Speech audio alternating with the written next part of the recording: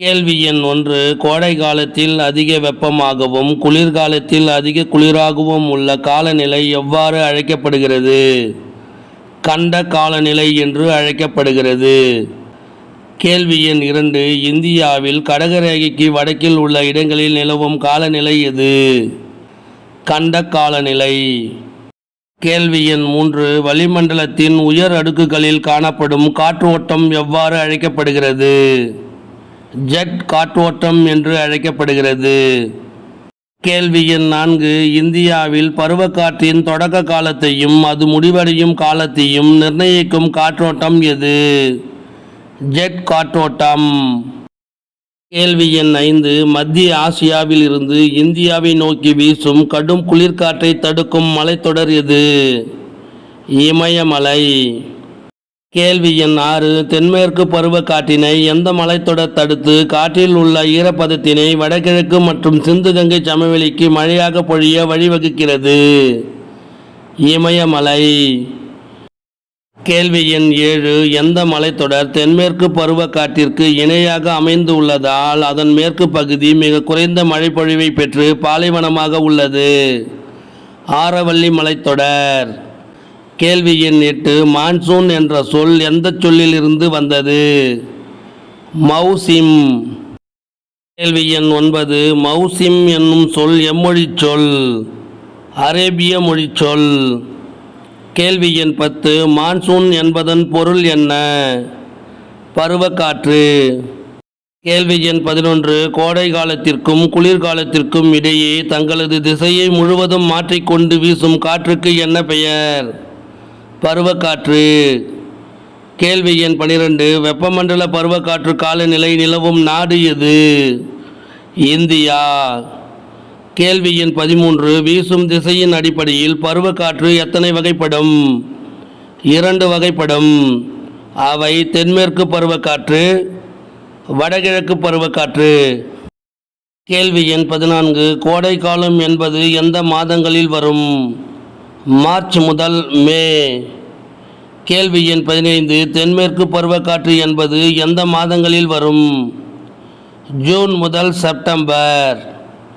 கேள்வி எண் 16. வடகிழக்கு பருவக்காற்று என்பது எந்த மாதங்களில் வரும்?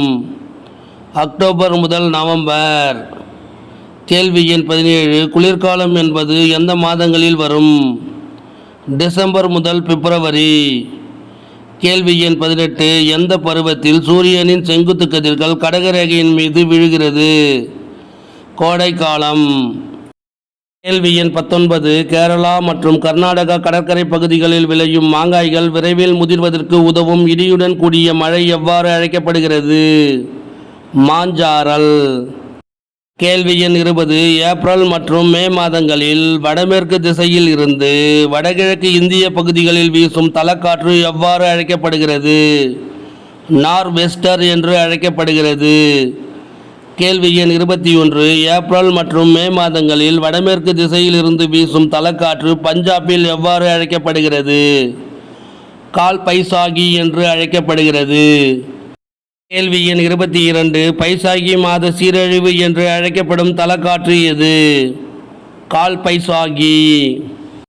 கேள்வி எண் 23. இந்தியாவின் வடக்கு மற்றும் வடமேற்கு பகுதிகளில் கோடை காலத்தில் பகல் நேரத்தில் வீசும் வலிமையான வெப்பக்காற்று எவ்வாறு அழைக்கப்படுகிறது? லூ என்று அழைக்கப்படுகிறது. கேள்வி எண் 24. இந்தியாவில் பருவமழை வெடிப்பு என்பது எந்த பருவக்காற்றை சார்ந்தது?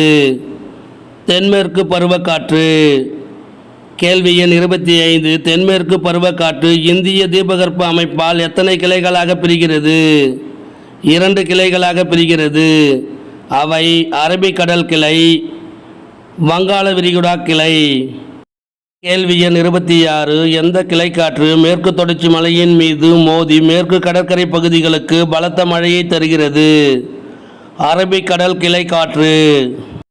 கேள்வி எண் 27. அரபிக்கடல் கிளைக்காற்றின் 2வது பகுதி விந்திய சாத்புரா மலைகளின் வழியாக சென்று ராஜ்மகால் குன்றுகளின் மீது மோதி எந்த இடத்திற்கு அதிக மழைப்பொழிவை தருகிறது? சோட்டா நாகபுரி பீடபூமி. கேள்வி எண் 28. அரபிக்கடல் கிளைக்காற்றின் 3வது பகுதி எந்த மலைத்தொடருக்கு இணையாக உள்ளதால் ராஜஸ்தானுக்கு மழைப்பொழிவை தருவதில்லை? ஆரவல்லி மலைத்தொடர். கேள்வி எண் 29. அரபிக்கடல் கிளைக்காற்றின் 3வது பகுதி எந்த குன்றுகளால் தடுக்கப்படுவதால் அவற்றின் அடிவாரத்தில் நல்ல மழைப்பொழிவை பெறுகிறது? சிவாலிக் குன்றுகள். கேள்வி எண் 30. தென்மேற்கு பருவக்காற்றின் எந்த கடலின் கிளைக்காற்று வலிமை மிக்க காற்று ஆகும்? அரபிக்கடல் கிளைக்காற்று. கேள்வி எண் 31. தென்மேற்கு பருவக்காற்றின் எந்த கடலின் கிளைக்காற்று ஈரப்பதத்தை தாங்கி வரும் காற்று ஆகும்? வங்காள விரிகுடா கிளைக்காற்று. கேள்வி எண் 32. எந்த கடலின் கிளைக்காற்று காசி, காரோ, ஜெயந்தியா குன்றுகளின் மீது மோதுகிறது? வங்காள விரிகுடா கிளைக்காற்று.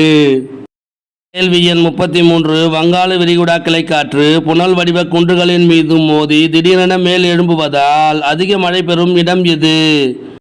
மவுசின்ராம். கேள்வி எண் 34. எந்த கிளைக்காற்றின் ஒரு பகுதி இமயமலைகளால் தடுக்கப்பட்டு மேற்கு நோக்கி நகர்ந்து கங்கை சமவெளிக்கு மழை பொழிவை தருகிறது? வங்காள விரிகுடா கிளைக்காற்று. கேள்வி எண் 35. வங்காள விரிகுடா கிளைக்காற்று மேற்கு நோக்கி நகர நகர ஈரப்பதத்தை இழப்பதால் எந்த பகுதிகளுக்கு மிக குறைந்த அளவு மழையை தருகிறது? பஞ்சாப் மற்றும் ஹரியானா. கேள்வி எண் 36. வங்காள விரிகுடா கிளைக்காற்று அரபிக்கடல் கிளைக்காற்றுடன் சேர்ந்து இமயமலையின் அடிவாரமான எந்த பகுதிகளுக்கு அதிக மழைப்பொழிவை தருகின்றன? சிவாலிக் குன்றுகள்.